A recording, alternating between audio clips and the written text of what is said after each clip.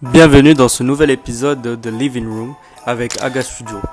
Publié dans plusieurs magazines de renom marocain comme Déco Actuel, Forbes, A+E ou encore Maison du Maroc, Rita Alaoui et Ismaël Guedjira, les architectes derrière le café La Maison et bien d'autres projets, nous racontent leur parcours et la vision de leur studio depuis le 8 rue Zalar à Agdel. Salut Rita, salut Ismaël, Salut Atman, merci d'être là sur The Living Room. Merci avec pour plaisir. l'invitation. Alors, pour les gens qui ne vous connaissent pas, je vous laisse vous présenter. Rita Alaoui, architecte cofondatrice de Aga Studio. Ismaël Guedjira, architecte cofondateur de Aga Studio. J'ai grandi à Rabat, où j'ai eu mon bac en 2007. Puis je suis parti à Paris, où j'ai suivi mon cursus d'architecture avec un petit passage aux États-Unis, en Californie, qui a été une superbe expérience. Et c'est d'ailleurs lors de nos premières années d'études qu'on s'est connus avec Rita. On a été diplômés en 2012, puis on a décidé de rentrer au Maroc en 2015 pour contribuer au développement et à la construction de notre pays, le Maroc. Super. Donc Aga Studio, ça a commencé en 2015, ça a été créé en 2015, c'est ça? Oui. Ok, super. Ben, avant de parler de Aga Studio et du parcours que vous avez fait, question, on est obligé, qu'est-ce qui vous a inspiré à faire Archi? Moi, c'est quelque chose qui vraiment m'a intéressée depuis très jeune. Je me suis très tôt, j'étais abonnée à des magazines, Maison du Maroc, je sais plus c'est Ok. quoi les autres noms, mais je me souviens que je m'abonnais très jeune à ces magazines, Avant Instagram. avant Instagram, exact. Et mes parents ne sont pas du tout archi. Et je pense que c'est à partir de ce moment-là que je pense que j'ai su que je voulais faire ça. Donc c'est une vocation. Ouais, Tu te vois faire ce métier toute ta vie. je pense, oui. Et toi, J'espère. Smaïl? Contrairement à Rita, je suis fils d'architecte, donc c'est un monde dans lequel j'ai baigné depuis l'enfance. Les plans, les maquettes, les chantiers, c'était mon quotidien. Donc, ça s'est imposé à moi, je dirais comme une évidence. Et je pense que j'ai fait le bon choix parce que je ne me vois pas faire autre chose aujourd'hui. Ok, génial. Est-ce que c'est votre ambition à Aga Studio de devenir un studio de star architecte? Je ne sais pas ce que c'est vraiment qu'être architecte, mais ouais, je pense que ce qu'on voudrait, c'est réussir dans ce qu'on fait. Et je pense qu'on se donne aussi les moyens de travailler, de bien travailler pour réussir à faire de jolies choses dont on est fier et satisfait. Ismaël, je ne sais pas si tu as une autre. Bah écoute, Exactement. on s'est toujours posé la question, est-ce qu'on veut grossir uniquement pour grossir ou est-ce qu'on veut grossir pour mieux faire ce qu'on aime? Je pense qu'aujourd'hui, on a choisi la deuxième option. On est une agence de jeunes architectes. On est une équipe soudée. C'est pas l'usine. C'est une agence qui est vivante. Et voilà, on espère grossir tranquillement au fur et à mesure. C'est bien que tu parles d'équipe parce que justement, Aga, c'est une rencontre. Donc ce serait bien qu'on retrace un peu le parcours de Aga depuis la rencontre. Comment ça s'est passé sur les bancs de l'école Alors, d'archi, j'imagine? ouais, on s'est rencontrés à Paris, à l'école d'archi de Paris-Val-de-Seine. Et on a fait toutes nos études ensemble. Et puis, dès notre rencontre, en fait, on a créé un peu ce binôme d'étudiants d'abord, qui par la suite s'est transformé en binôme d'associés. Et dès le départ, on faisait souvent nos projets à deux. Et on a vu que notre manière de travailler ensemble était assez fluide. Donc voilà, ça a matché. Après, on a fait un petit séjour aux États-Unis, en Californie, pendant une Ok. année d'échange. Et je pense que c'est vraiment là où il y a eu un déclic et où ça nous a transformés un peu. À Paris, en fait, les études sont super réglementées, cadrées, ce qui est très bien parce que tu apprends à travailler avec les normes, tu apprends à être rigoureux. Oui. Et aux États-Unis, c'est complètement différent. Tu as l'étudiant et le concept qui sont au cœur des études. On donne beaucoup plus d'importance à ça. Et nous, notamment pendant cette année, ben, on a pu déjà découvrir plein de cours différents qu'on n'avait pas forcément à Paris. On a fait de la photographie Ah, génial. argentique. Ok. Du coup, on a appris à développer nos propres photos en labo. Et puis, ça nous a permis d'appréhender Carrément l'architecture. dans le labo, Ouais, ouais, ouais. comment ça s'appelle? La La salle qui est chambre rouge, noire. la chambre noire, exactement. Ouais. Et bah, je te disais, ça nous a permis aussi d'appréhender l'archi sous un autre angle. Et on a fait des cours de menuiserie bois, dans des ateliers en bois, de menuiserie métallique. Génial. On a créé, du coup, c'était un de nos projets, créer une chaise. Donc, c'était Le le fameux premier. exercice de tous les Exactement. architectes. Ouais, mais super, parce que c'est Ouais, toi-même qui la fabrique dans un génial. atelier Ok. avec un prof qui t'encadre. Donc, ça, c'était top. Et ce qu'on a fait aussi, c'est beaucoup de voyages, soit dans le cadre des études, donc avec l'université, soit tout seul, par nos propres moyens. Et du coup, là, on a vraiment pu visiter et découvrir plein de bâtiments super intéressants, notamment le Disney Concert Hall de Los Ouais. Angeles de Frank Gehry, le Salk Institute de San Diego de De Louis Louis Kahn, Kahn. qui Ouais. est magnifique. Ouais. Et Super. donc là, ça nous a vraiment ouvert les yeux sur une autre manière de voir l'archi. Et l'autre point important qu'on a découvert aux États-Unis, c'est la méthode de travail. Pratiquement tous nos projets, en fait, on les travaillait en équipe pluridisciplinaire. C'est-à-dire que chaque projet, tu avais un étudiant en archi, un étudiant en ingénierie, un économiste, un paysagiste, un archi d'intérieur. Et on devait tous travailler ensemble D'accord. Donc, dès pour les études, faire. on Ouais, t'habituait à travailler comme on travaille aujourd'hui dans le monde exactement. réel. Exactement. Donc, c'est le travail d'équipe qu'on a découvert. Et je pense qu'il nous a vraiment beaucoup marqué et beaucoup plu. Et c'est d'ailleurs à ce moment-là un peu qu'on a pris la décision de. On s'est dit, ben, quand on aura fini, on se lancera ensemble. Et on avait même pensé à notre nom là-bas. Donc, Aga, AGA, qui, au-delà de nos initiales, fait aussi écho à un grand prix d'archi, le Aga Khan. exactement, ben, Ouais. qu'on aime beaucoup et auquel on aimerait bien prétendre un jour. Je vous le souhaite. Voilà, après, donc Euh, après, oui. C'est intéressant ce comparatif un peu États-Unis-France. Et ce serait bien aussi de comparer avec le Maroc. Je sais que vous êtes prof d'archi. Est-ce qu'il y a certaines choses justement dont tu parlais aux États-Unis que vous avez pu voir et qui manquaient en France, que vous intégrez aujourd'hui dans vos cours d'atelier avec les étudiants, des façons de penser qui vous ont manqué que vous incorporez dans votre façon d'enseigner? Bah écoute, alors on est prof d'archi à l'UIR depuis maintenant 5 ans, prof d'archi pour les deuxième années. Ce podcast a été sponsorisé par deux entreprises marocaines, Joyce et Ram, qui font du carrelage et des accessoires de salle de bain, et MDF Service, qui sont spécialistes en cuisine et placard et dressing. On essaye quand même de les pousser un peu à être un peu fous, à se libérer, à être un peu créatifs, à laisser leur imagination prendre le dessus. Donc oui, de ce côté-là, on essaie un peu de les motiver dans ce sens. Ok. Parce que c'est la deuxième année, donc c'est le moment de s'amuser un peu, d'être créatif et Sans de. limite, sans limite Exactement. de la réalité. Oui, oui, oui, Ouais. bon, on essaie aussi de leur donner un peu un cadre, mais on essaie justement de pousser ce côté concept. Ok. Ce côté, il Que faut vous que tu aies avez un plus concept. vu aux États-Unis Exactement. qu'à Paris. Ouais, ouais, ouais. Ok, super. Bah alors on va revenir à la création de Aga Studio. On va parler bien sûr des réussites. Vous avez pas mal de projets qui sont connus et reconnus, surtout à Rabat.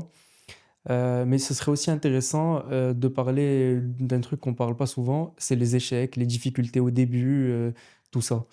Donc, vous avez commencé, il me semble, avec un bureau et de la volonté. Et vous deux, c'est ça. Bah écoute, on a démarré Aga Studio en 2015, ça fait bientôt 10 ans. Quand on a démarré notre agence d'architecture, on savait pas vers où on allait, on savait pas ce que ça allait impliquer, mais on était motivés, on voulait réussir. On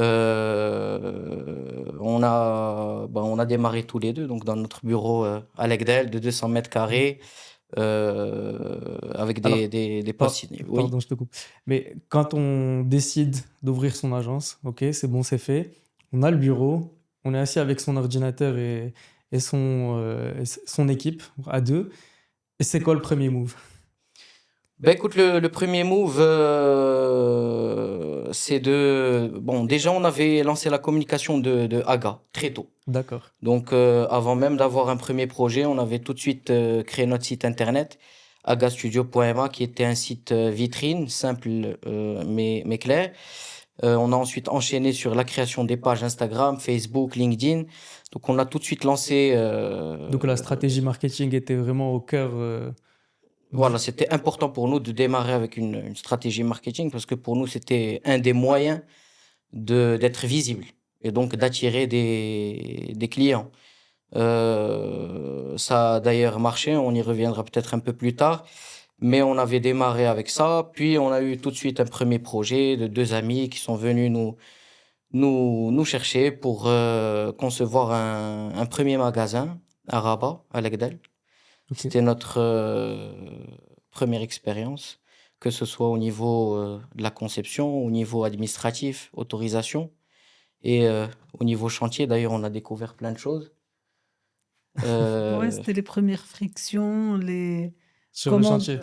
comment t'imposer, ben la première expérience sur un chantier. Donc c'était sympa. Ok. Ensuite, on a remporté notre première consultation architecturale. Donc Ah, tout ça, je te parle de tout ça. On était à deux avec Rita et puis on a un premier collaborateur qui nous a rejoint parce qu'on en avait réellement besoin. C'était un technicien, dessinateur en bâtiment, Bachir, qui est toujours avec nous aujourd'hui, après 10 ans. génial. Ensuite, on a eu un Vous avez, deuxième. vous avez participé à des concours? On a participé à des concours. Le premier concours auquel on a participé, c'était la Maison de l'Image, c'était un concours organisé par le groupe Archimédia pour le Ok. compte de KLK Living, Riati Living, qui est un promoteur immobilier sur Casablanca. Ouais. C'était un concours réservé aux architectes de moins de 45 ans. D'accord, donc c'était une volonté d'avoir Des jeunes, ouais. des jeunes, une nouvelle façon de réfléchir peut-être. Bah, c'est une initiative qu'on salue parce que c'est un tremplin qui est vraiment précieux pour des jeunes architectes qui n'ont pas encore accès à la commande. Bien sûr. Et donc, c'était une superbe expérience parce que ils nous avaient tous emmenés à Marrakech pour suivre une formation sur l'architecture en terre crue. D'accord. Donc, on avait passé un week-end avec toutes les équipes qui avaient été sélectionnées pour participer à ce concours. La formation était super enrichissante, très intéressante, parce qu'on a découvert un matériau, une technique de construction qui est très ancienne et durable. Et puis on a enchaîné les nuits blanches, on s'est donné à fond, on avait pris une armée de stagiaires avec nous parce que le programme était super costaud. Et on a rendu un super projet. Et on avait été classé cinquième parmi plus de 40 équipes. Et du coup, bah, c'était, entre guillemets, notre première victoire parce que on avait été publié sur plein de journaux, plein de magazines. Et ça nous a donné beaucoup de visibilité. On a gagné en visibilité. Et c'était notre première prime Génial. de jeunes architectes qui nous avait permis un petit peu de rembourser tous les frais qu'on avait avancés, comme tu peux l'imaginer, d'impression. Ouais. Bah, c'est bien que tu parles de frais. souvent, les jeunes ne savent pas combien ça coûte d'ouvrir une agence, de participer à un concours et tout. Ce serait pas mal de pouvoir estimer, je sais pas, un concours aujourd'hui pour une agence de petite ou moyenne taille. Combien est-ce que ça coûte comme investissement en termes de temps, d'impression, d'organisation, de personnes? Ben écoute, il faut savoir que, bien sûr, en fonction de l'échelle du concours auquel tu participes, il va falloir passer du temps, il va falloir mettre à disposition des moyens humains, euh, et bien sûr, tu as tout ce qui est impression, enfin plus autant qu'avant, parce qu'avant, on imprimait les planches à zéro, les plaquettes, on envoyait tout ça sur le lieu de rendu, mais aujourd'hui, les rendus sont beaucoup plus de manière numérique. D'accord. Donc, c'est des envois digitales de plaquettes, donc il n'y a plus autant d'impression. Et je dirais qu'à l'époque, quand on venait de démarrer, en moyenne, on tournait autour des 40 000, 50 000 dirhams pour un concours. D'accord. Et donc, si tu gagnes pas, ben, c'est un investissement qui va falloir rentabiliser par autre chose, c'est ça? Exactement. Et Si tu es classé, dépendamment du maître d'ouvrage, tu as peut-être une prime qui va te permettre un peu De de rentabiliser. rentabiliser. Si t'es pas, ou bien il n'y a pas du tout de prime, et là, c'est une autre affaire. Il faudra Ok. c'est un risque que tu as pris, quoi. Et on est obligé de prendre par moment ces risques-là. Ouais, bien sûr. pour l'anecdote, le deuxième concours auquel on a participé, c'était un stade de 20 000 places à Tiaounet. Ok. Donc, comme tu le sais, pour chaque concours, il y a un règlement Bien sûr. de concours qui régit un petit peu le programme et la manière dont tu vas rendre ton projet. Donc, avec un dossier technique, un dossier financier, etc. Dans lequel ils énumèrent exactement les documents qu'il faut mettre dans chaque enveloppe. On avait passé plus d'un mois à travailler sur ce projet. On avait rendu un super projet avec de très belles images 3D, etc. On a terminé, on a fermé nos plis, puis on a pris notre voiture. On a 5 roulé heures de pendant route. 5 heures Non. pour aller déposer Non. le projet et assister à l'ouverture des plis. Et au moment de l'ouverture des plis, le comité ouvre les grosses enveloppes devant toi, parce que tu sais, c'est des planches à zéro, etc. Et là, on se rend compte qu'une enveloppe était au mauvais endroit. Et, euh, et du coup, c'était la douche froide. On a été écarté Ah, il immédiatement. suffit de ça pour être écarté. Ouais. Exactement. Qu'une enveloppe ne soit pas au bon endroit. Exact. Donc, ça a été une belle leçon. Tu t'es plus jamais trompé Ah d'enveloppe. non, depuis, pour chaque rendu, on faisait appel à toute l'équipe, à des amis pour venir s'assurer avec nous que tous les documents étaient à leur place. Donc, Franchement, ça nous a marqué comme deuxième concours. Ok. échec. Ouais. Et voilà, écoute, c'est une leçon. Il faut bien le prendre et continuer. Et puis voilà. Ok. Et donc, ça commence comme ça, un projet d'un ami, concours. Bon, des fois ça paye, des fois non. Comment ça marche? Bouche à oreille, c'est des gens qui voient vos projets dans la rue ou des gens qui voient votre site internet, Bah, les écoute, réseaux? on a démarré comme ça, avec ces premiers amis qui nous ont donné donc ce premier magasin. À l'issue de ce premier magasin, ils nous ont confié un second magasin, première consultation architecturale. Une après-midi, on sonne au bureau, un client qui vient nous voir et qui nous demande d'aller visiter son terrain de 2400 mètres carrés qu'il venait d'acquérir donc en plein Swissy, à Rabat, De nulle part. de nulle part, et qui nous, voilà, un Une client après. qui nous fait confiance, alors qu'on n'avait pas encore de réelle référence. Il nous avait donné carte blanche pour la conception de sa villa, et D'accord. on s'est donné à fond, un chantier qui s'est super bien passé, une maison qui a été livrée en temps et en heure. Le client avait été satisfait.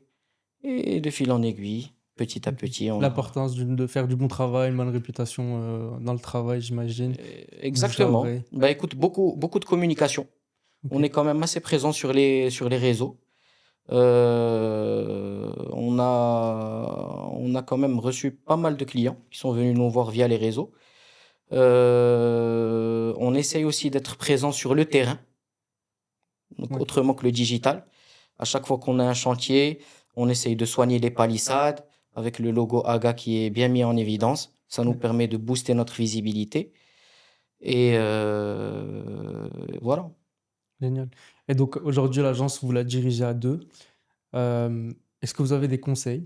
Quelles sont les choses à faire quand on dirige une agence à deux? Parce que des fois, c'est peut-être pas évident. Des fois, il y a des fois, c'est un plus parce qu'on est à deux. Quand quelqu'un peut pas assurer, il y a l'autre. Ce serait intéressant que vous nous parliez de comment l'agence se gère avec deux personnes. Alors oui, clairement, il y a beaucoup d'avantages d'être en association. Nous, en fait, au-delà des avantages, on s'est vraiment mis à 2 parce que, comme je te disais tout à l'heure, après notre séjour aux États-Unis, on s'est rendu compte que l'architecture, c'est un travail d'équipe. C'est pas uniquement, on peut pas le faire soi-même ou tout seul, pardon. Mais bon, il y en a qui réussissent à le faire très bien. Mais nous, on concevait plus ça en équipe. Donc, on a décidé de se mettre à 2. Et oui, les avantages, ben, tu as déjà le fait de ne pas être, seul. Tu as une épaule sur laquelle t'appuyer, donc tu as un soutien moral, que ce soit pour les échecs ou pour les réussites. Tu as une mise en commun des réseaux, donc tu as plus d'opportunités Ouais, et tu as aussi, une mise en commun des compétences. C'est-à-dire qu'à 2, on est forcément chacun est différent de l'autre, donc des compétences que bien je peux sûr. avoir, Smaïl ne les a pas et inversement, donc c'est plus de richesse. Et donc, pour un projet, est-ce que c'est chacun qui va faire certaines tâches ou est-ce que c'est vraiment un travail d'équipe sur chaque tâche ou comment Alors ça se voilà, passe? pour les projets, en fait, la conception se fait à 2 et Ouais. en général, on aime bien prendre un gros rouleau de calque et on se pose et on Donc, dessine. l'esquisse à la main Ouais, ouais, dès le ouais, on début. aime bien ça au départ. On se pose tous les 2, on dessine et c'est une fois que le projet est un peu plus, commence un peu à Abouti. prendre forme, à partir de ce moment-là, on le passe aux équipes. Donc on a des chefs de projet, des dessinateurs qui, eux, prennent le relais pour le développement des projets. Au moment du suivi, chacun prend le lead sur un des projets, un projet ou un autre, mais on garde toujours un œil sur, tous nos projets, Bien que sûr. ce soit ne serait-ce que quand l'un n'est pas là, l'autre prend le relais et pour être, tout le temps au courant de ce qui se passe. Voilà, c'est en termes de projet, ça se passe, plutôt comme Donc, ça. ok. Et alors, il y a un autre sujet quand on gère une agence qui est important pour des jeunes qui veulent se lancer. Comment est-ce qu'on calcule ses honoraires en tant qu'architecte? Mais écoute, pour nous, AGA, après, c'est propre à chacun Bien sûr. de, de voir comment il calcule ses honoraires. Mais chez nous, c'est généralement des honoraires forfaitaires par type de projet. Donc, quand on parle de villa, quand on parle d'équipement, mais généralement, on est sur un pourcentage qui est calculé sur la base d'une estimation globale du coût du projet. Ça, c'est pour Ok, les projets, privés. Parce d'accord. que pour les projets publics, il y a un barème. Ok. Donc, qui est fixé par le projet en lui-même. Exactement. Ok, super. Bah, j'aimerais aussi qu'on parle, on va revenir à Aga et de vos projets, mais j'aimerais aussi qu'on parle de vous, des deux humains qui sont derrière l'agence. Donc toi d'abord, Smaïl Gidjira, quand tu n'es pas en train de créer, de crayonner, de dessiner, Smaïl Gidjira, c'est qui? Ben écoute, Mel Gdira, c'est un architecte. Quand il fait pas de l'architecture, il fait du sport. Quand il fait pas de sport, il est avec sa famille. C'est vraiment intéressant que tu parles de sport parce que aujourd'hui, le sport, c'est vraiment super important. Et des fois, surtout les architectes, on a tendance à oublier un peu de prendre soin de soi et l'équilibre vie perso, vie pro, on fait des charrettes, on bosse et on oublie un peu. Comment tu gères Alors au début de l'agence, franchement, l'équilibre, on le cherchait pas du tout. on était à fond en permanence. Boulot, boulot. Boulot, boulot, non-stop, c'était les nuits blanches. On terminait très tard le soir, on était au bureau tous les matins à 8 heures, donc on n'arrêtait pas. Et écoute, ces dernières années, on a très vite compris que tu peux pas construire pour les autres quand toi-même tu es en déséquilibre. C'est sûr. Donc je me suis mis au sport à fond, j'ai commencé le triathlon, j'ai enchaîné 3 Ironman, 73, quelques marathons. Et écoute, Impressionnant. ça te permet un petit peu de sortir la tête du travail, du stress, du chantier, et voilà. Ok, mais et comment tu gères, parce qu'un Ironman ou un triathlon, un marathon, ça se prépare, donc il faut être régulier à chaque fois.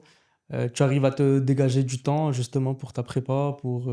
Il faut être régulier, il faut être rigoureux, il faut savoir gérer son planning, accorder le temps nécessaire au sport, accorder le temps nécessaire au boulot, et au final, tu te rends compte que c'est justement cet équilibre qui permet aussi de générer une qualité dans ton travail. La gestion du temps, j'imagine que C'est super important. c'est l'essentiel. Ouais. Est-ce qu'il faut avoir des qualités spécifiques pour gérer une agence aujourd'hui ou pas? Des qualités spécifiques. Ou un défaut à ne pas avoir Je pense que il faut une bonne part d'humain, surtout quand tu dois gérer des équipes, bien sûr, parce parce que que tu c'est une gestion de as, projet, mais c'est aussi, comme tu as dit, c'est un travail d'équipe et donc tu as de la gestion humaine ouais, c'est aussi. beaucoup de ça. Il faut savoir mettre en valeur ses équipes, les valoriser quand il y a des choses bien, les, les remettre en question, si je peux dire ça, quand il y a des choses qui sont pas très bien. Mais voilà, il faut savoir, je pense, être humble et essayer de gérer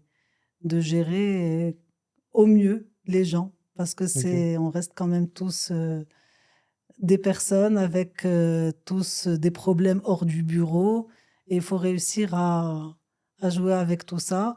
Après, c'est aussi très important quand il s'agit je parlais des équipes, c'est quand tu vas devoir embaucher quelqu'un ou au contraire licencier quelqu'un, c'est vraiment pas facile comme exercice. Ça vous est déjà arrivé de licencier quelqu'un? Oui, et c'est vraiment pas la partie qu'on préfère, mais ça fait partie du boulot. Et donc, bon, on apprend, mais voilà, donc c'est pas quelque chose de très, très facile. Et je pense qu'avec le temps, tu apprends un peu à y mettre, à le faire de la manière la plus douce possible. Ouais, j'imagine. Tu sais, dans une agence d'architecture qui est une boîte à projets, les projets, ils ont tous un début, un milieu, une fin. Et je dirais qu'il y a différentes phases. Par moment, c'est super calme. Tu as l'impression que tous les projets s'arrêtent, qu'il n'y a plus grand-chose à faire. Et par moment, tout reprend en même temps. Donc, il faut savoir gérer un petit peu ce pic d'activité parce que tu peux pas embaucher à tout va et tu te retrouves en sureffectif quand il y a plus de travail.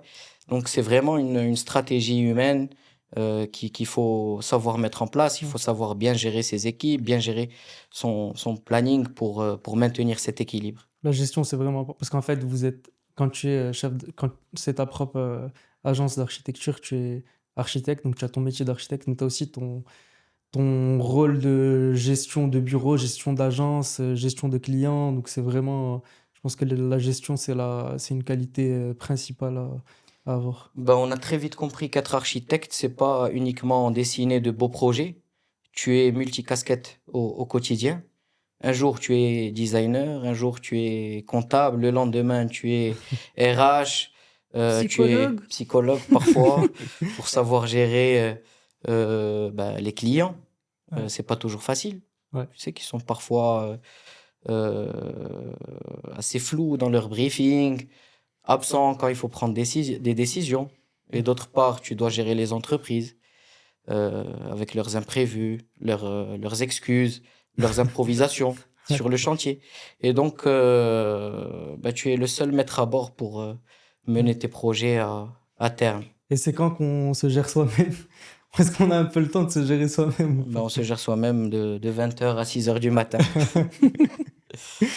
C'est bien aussi de parler de... en fait, dans chaque projet, chaque architecte met un peu de soi.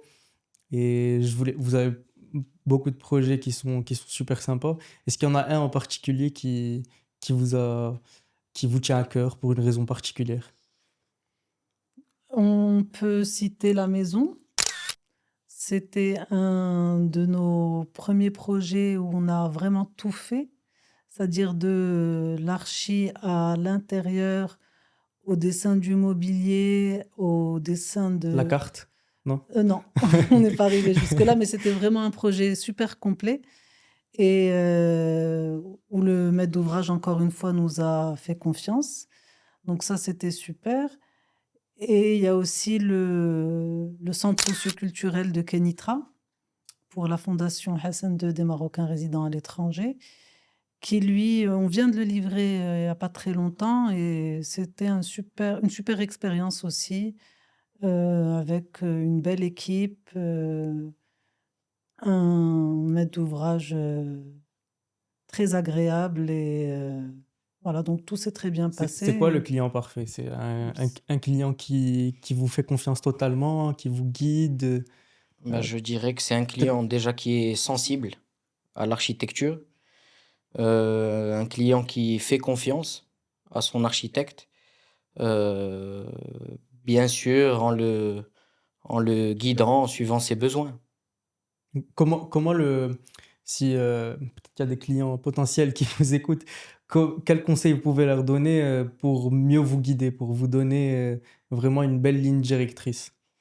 Bah, il faut savoir déjà ce qu'ils veulent.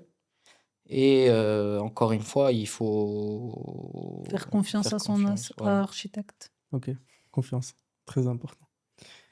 Ok. Alors, j'aimerais aussi vous parler de votre conception. Tu disais tout à l'heure que la première esquisse se fait toujours au crayon. Est-ce que c'est pourquoi? Est-ce que c'est une valeur fondamentale? Comment on réfléchit à un projet chez Aga Studio à l'origine? Bah justement, en le dessinant à la main, et je pense qu'on est plus libre, même si aujourd'hui les outils informatiques nous permettent de faire plein de choses. En tout cas, nous, on est à l'aise au départ pour pouvoir un peu ben, dessiner, mettre sur papier nos idées. Le calque ou le papier reste la meilleure option pour le moment. Ok. Et donc, On aime bien. entre le concept et la réalité, est-ce qu'on essaye de faire évoluer le projet ou de rester un maximum fidèle au concept?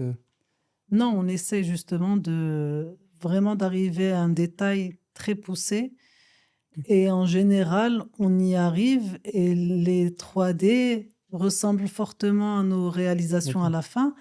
Et après, bien sûr, quand il s'agit d'une esquisse, ben, il y a des projets qui vont très vite et il y a des projets qui prennent un peu plus de temps. Soit on n'est pas très inspiré, soit on n'arrive pas à trouver le déclic. Par exemple, la maison, Ouais. c'est un projet qu'on a dessiné en une nuit blanche. On s'est posé, on a vraiment... L'inspiration était là. Ouais, et on a fait les plans, les élévations, un peu de quelques croquis d'ambiance intérieure. Et quand on les ressort là et qu'on voit le résultat final, franchement, à quelques Ok. détails près, c'était Et vous êtes allé un one shot. jusqu'au dessin du mobilier, Oui, jusqu'à la production aussi derrière les artisans. oui, oui, oui. Ok. Vous avez jamais pensé à faire une spécialité en plus, un diplôme dans le design de mobilier, par exemple? Bah, écoute, pour l'instant, je pense qu'on est déjà très pris par l'agence Non, mais d'archi. c'est-à-dire avant Aga, c'est pas quelque chose qui vous a Si, il y a inspiré? plein de choses, mais après, comme on t'a dit, dès qu'on a fini nos études, on s'est lancé. Il y avait cette volonté Donc, de... ouais, on avait envie de démarrer le plus tôt possible, le plus vite. Donc, je pense qu'on s'est vraiment mis en condition pour faire de l'archi et pour commencer Aga Ok. Studio.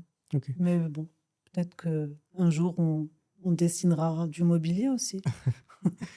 Euh, Vous avez parlé du projet du café La Maison Fresh and Bio.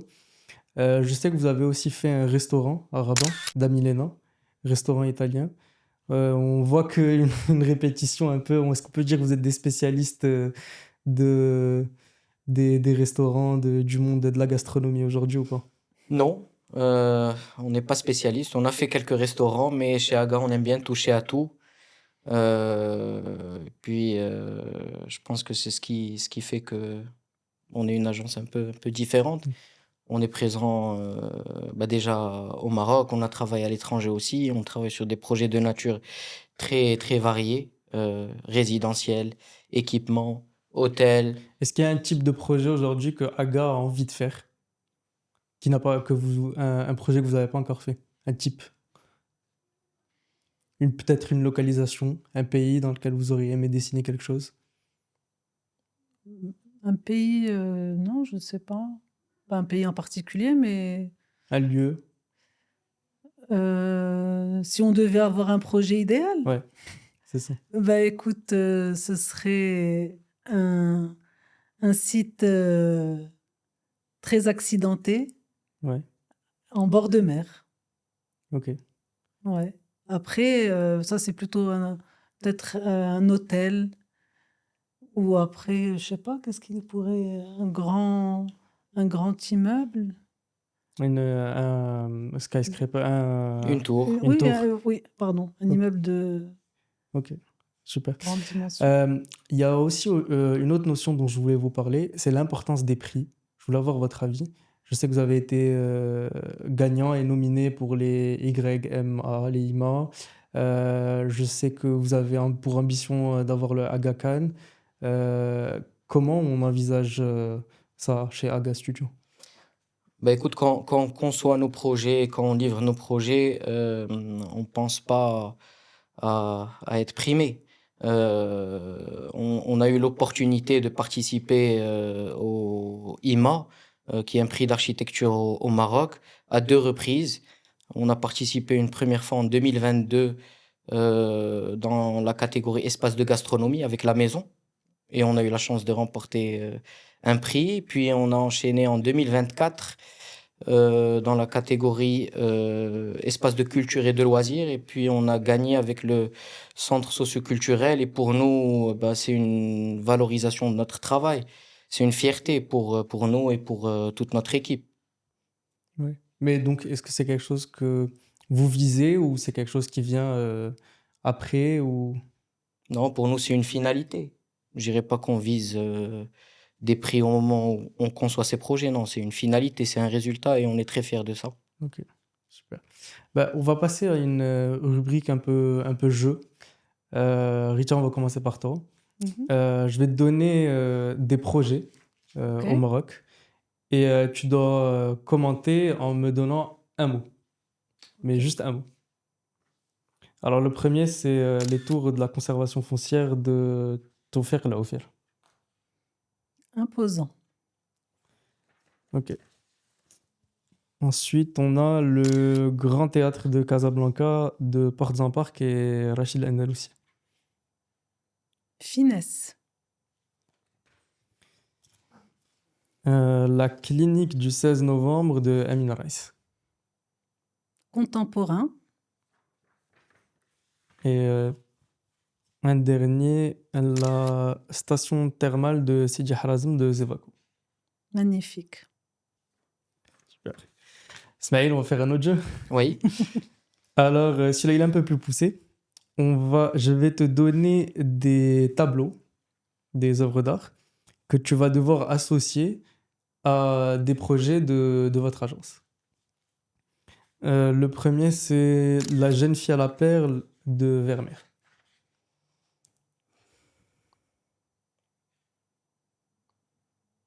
C'est assez particulier.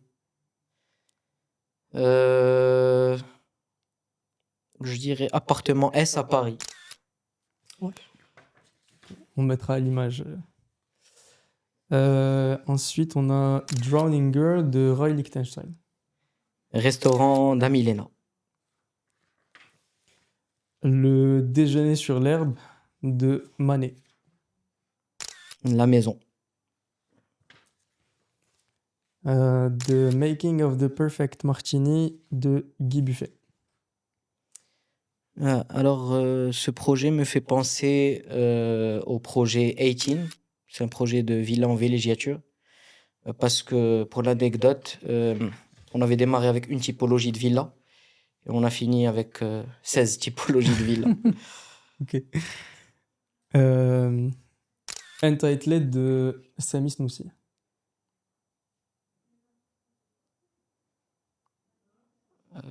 Je dirais Kenitra? Centre socioculturel de Kenitra. Alors, le dernier, The Blacks de Melhi. Villa N à Rabat. Euh, alors, pour conclure, quels sont vos projets à venir en cours? Bah écoute, on a plusieurs projets qu'on est en train de terminer aujourd'hui. Notamment quelques projets publics, un certain nombre de maisons de jeunes qu'on va bientôt livrer. On est sur la réhabilitation d'un hôtel à la Palmeraie, à Marrakech. On est sur une très belle demeure en Guinée, Conakry. D'accord. Donc on est sur pas mal de projets intéressants. Et puis à côté de tout ça, bien sûr, on est toujours en train de prospecter, de participer à des consultations architecturales au concours. Et si je peux me permettre, comment ça vient un projet, comment de Guinée on fait appel à une agence marocaine? Ben écoute, c'est tout simplement un projet à Rabat, un restaurant qu'on a fait. Et le client était de passage sur Rabat, il a bien aimé. Et puis, Il a demandé qu'est-ce qui a fait ce... et voilà, il est venu nous chercher. Puis ça a démarré comme ça. Génial. Euh, Comment est-ce que vous voudriez qu'on se rappelle de Aga Studio? Comme une agence d'architecture motivée, travailleuse, qui en a envie. Ok. Alors pour finir, je vais vous poser à chacun une question. Euh, Ismaël, quel est le meilleur conseil qu'on t'a donné dans ta vie? Ben écoute, de ne pas attendre que tout soit parfait pour se lancer. Je pense que c'est ce qu'on a fait en tout cas avec Aga. Et ça nous a réussi jusqu'ici. Ok, génial. Et pour toi, Rita, que dirais-tu à Rita, étudiante sur les bancs de l'école d'archi?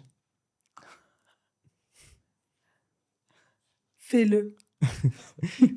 D'ailleurs, c'est le C'est le nom livre. du livre dont vous m'aviez parlé. Oui. Vous pouvez en parler? Bah, c'est un livre d'un architecte qui avait monté son agence, ou plutôt son projet. Smel, je pense que tu peux mieux en parler. Je m'en Bah écoute, souviens plus, ça c'est remonte l'histoire à de deux longtemps. architectes qui avaient 1500 jours pour Ouais. livrer leur premier projet d'architecture et ils racontent un petit peu toute leur histoire avec toutes les galères. Et au final, le projet a été livré à temps. Et on a lu ce livre et puis ça nous a Motivé. beaucoup motivés pour démarrer Aga. Ok. Et franchement, c'est un super livre donc à conseiller pour tout le monde, pour ceux qui veulent se lancer, parce qu'il te donne plein de petits conseils et qui sont très sympas, Ok. très appréciables. Donc fais le conseil d'Aga Studio. Voilà. Ok. Bah, merci beaucoup d'avoir Merci à toi, joué le Atman. jeu, d'avoir été là sur The Living Room. Je vous Bah, souhaite- merci à toi, Atman, et franchement, on te félicite pour cette belle initiative parce que ça permet vraiment aux jeunes générations d'architectes de comprendre bah, les réalités du métier quand on se lance à son compte. Et c'est pas toujours facile. C'est sûr. C'est sûr. Merci beaucoup. Bah, je vous souhaite bon courage pour la suite.